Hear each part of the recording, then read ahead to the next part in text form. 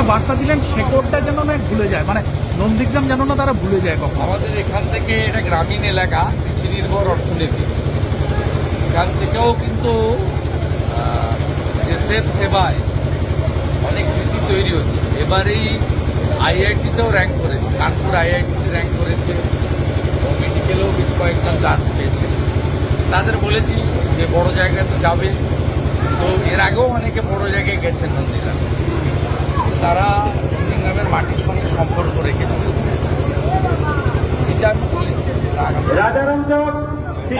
সন্দীপ ঘোষকে ম্যারাথন জিজ্ঞাসাবাদ, তার নির্যাতিতা যিনি মারা গেছেন তার বাবা মা চাইছে জিজ্ঞাসাবাদ নয়, অবিলম্বে গ্রেপ্তার। সুখেন্দু শেখর রায় আজকে যে টুইট করেছেন, এটা তো আমরা বেশ কয়েকদিন ধরে সন্দীপ রাজারাম চক শিক্ষা নিকেতন উচ্চ মাধ্যমিক শেখ মেহবুব আলম, সুমিতা বেরা, বিপাশা দাস, জিনিয়া পারভিন, অনেক পুজো কমিটি দুর্গাপুজোর 85,000 টাকা নেবে না বলে ইতিমধ্যে বলেছেন কলকাতা এবং জেলা। কি বলছেন? তাদের সঠিক সিদ্ধান্ত অত্যন্ত গুরুত্বপূর্ণ। এরপরে প্রস্তুত থাকবে রাজারাম চক শিক্ষা নিকেতন উচ্চ মাধ্যমিক। দেশের সর্বোচ্চ আদালত মঞ্চে উঠবেন। তারা সৌমটো নিয়েছেন, এটা অত্যন্ত উৎসাহজনক এবং আমরা সকলে আশাবাদী। দাদা, ডার্বি গতকাল বাতিল হয়েছিল, আজকে 144 ধারা জারি করলো বিধাননগর। এখন 163, নট 144। হ্যাঁ, তারা জারি নতুন ন্যায় সংহিতাতে 163। এটা অত্যন্ত লজ্জাজনক যে এই রাজ্যের সরকার, তারা আইন শৃঙ্খলা রক্ষা করতে তো পারছেই না, অন্যদিকে একটা খেলা যেখানে কোনো রাজনীতির সম্পর্ক নেই সেটা আয়োজন করতে ব্যর্থ। মমতা বন্দ্যোপাধ্যায় পুলিশ মন্ত্রী হিসেবে আমরা পদত্যাগ চাই, আর তার পুলিশের লোকেরা 163 না করে কেন্দ্রীয় সরকারকে তো হাত পা ধরতে পারতেন যে প্যারামিলিটারি দিন ডার্বিটা হোক। পশ্চিমবাংলার মানুষ খেলা পাগল, বিশেষ করে ফুটবল। তাদের সেন্টিমেন্টে, তাদের উৎসাহে আঘাত দেওয়া হয়েছে। আবার প্রতিবাদ যারা করতে গেছেন, আমি দেখছিলাম ইস্ট বেঙ্গল দাদা, প্রতিবাদ করলেই কি কোপ? সেখানে শাসক দলের সাংসদ বা চিকিৎসক কাউকেই ছাড় দেওয়া হচ্ছে না। সুখেন্দু শেখর রায়কে যেরকম ভাবে ডাকা হয়েছে, ভুক্তভোগী 50-এর কাছাকাছি মামলা করেছে। সৌমাভ পাত্র, রঞ্জিত পাত্র, অভিজিৎ গিরি, মহামান্য উচ্চতর আদালত দীপান্বিতা গিরি, এটাই সরকারের একমাত্র অস্ত্র। নিকেতন মাধ্যমিক। এই সরকারের সঙ্গে মানুষ নেই, পুলিশ দিয়ে করছে। দাদা, যুব ভারতী জুড়ে আজকে তুলকালাম কাণ্ড চলছে, পুলিশ অ্যারেস্ট করছে, লাঠিচার্জ করছে মোহনবাগান ইস্ট বেঙ্গল সমর্থকদের ওপরে। কি বলবেন? যারা ভোট দিয়ে এই সরকারকে এনেছিলেন তারাই বুঝুন, সময় এসেছে শিকড় থেকে উপড়ে ফেলার। সময় এসেছে পতাকা দূরে সরিয়ে রেখে নবান্ন চলো এবং পদত্যাগ করতে বাধ্য করানো। এ পদত্যাগ করবে না, এ পদত্যাগ করবে না, পদত্যাগ করাতে হবে। ডাক দিন, যে কেউ ডাক দিন, আমি আছি, অ্যাজ এ সিটিজেন আছি।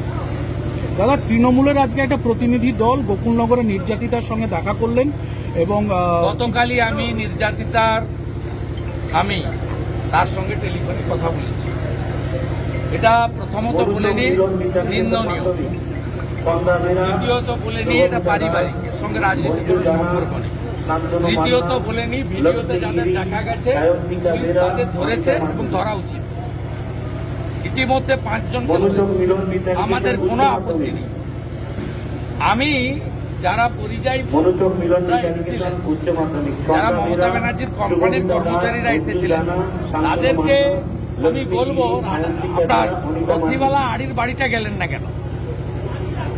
এই নির্যাতিতা যদি মহিলা হন, আমি তো বলছি নিন্দনীয়। সৌরভ আমাদের আগে বিজেপি করত, জয়দেবের সঙ্গে তৃণমূলে গেছে। আমি কাল রাত্রেই অভিজিতের ফোন থেকে কথা বলেছি, আমি বলছি না পারিবারিক।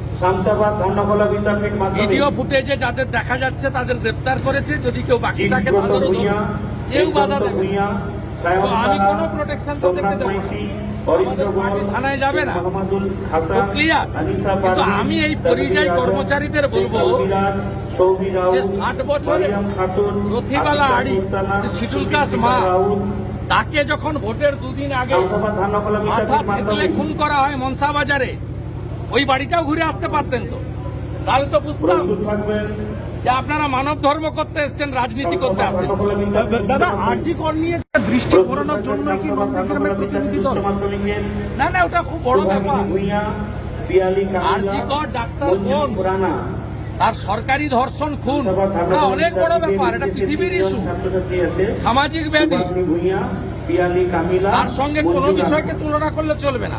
আমি এই বিষয় ক্লিয়ার করেছি, আমি ওর বাড়ির সঙ্গে কথা বলেছি, আমি নিন্দা করেছি, পারিবারিক বিরোধ বলেছি, যাদের ছবিতে দেখা গেছে গ্রেপ্তার হয়েছে 5 জন, আরো যদি কেউ তাকে ফটো দেখে গ্রেপ্তার করুন, কোনো আপত্তি নেই, আমাদের কেউ যাবে না, কোনো সাপোর্ট করব না, পরিষ্কার কথা। আমার স্ট্যান্ড খুব ক্লিয়ার। নন্দীগ্রামে আমি ভোটে জিতি একটা দল থেকে, মানব ধর্ম করি সারা বছর। মমতা ব্যানার্জিকে যারা ভোট দিয়েছেন তারাও আমার নাগরিক, আমি এই নীতিতে বিশ্বাস করি।